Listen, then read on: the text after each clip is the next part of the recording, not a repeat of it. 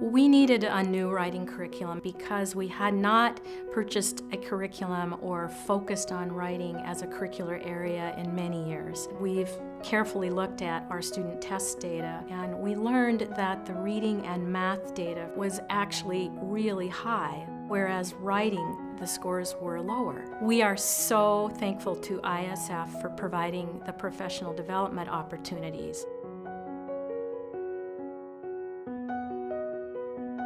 If you think about learning something new, you can read about how to do that new thing. You might even watch a video on how to do this new thing you're trying to learn, but it won't be as powerful as if you have a coach right by your side showing you the way.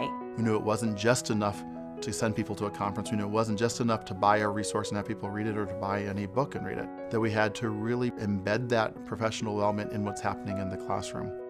For each of the times that I'm here, one of the literacy specialists is there with me. Right? And so it's not just me with the classroom teachers, but there's somebody whose responsibility is really helping teachers get better on a day-by-day basis when I'm not here. The way that a day like this would typically work is we'll have discussion before we go into the classroom, then the actual lesson, and then a post-discussion. If we really want to impact children as thinkers, if we really want to impact how we develop strong, competent, capable thinkers, then we have to be able to focus on really how to teach writing well and how to write well, the composition part of writing. Did she just say, crabs get new shells?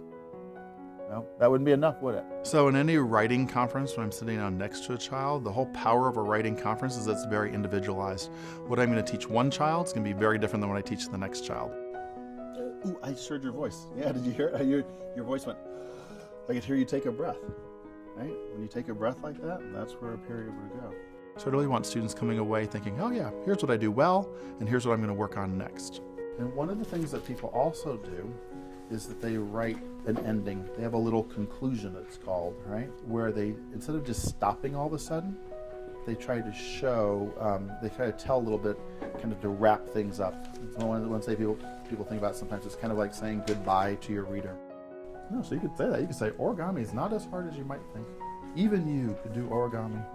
My students, since they can go deeper, they slow the pace down and they really grasp the concepts, and then they relate it to their writing, which makes it more detailed, more precise, and their overall writing is really improving.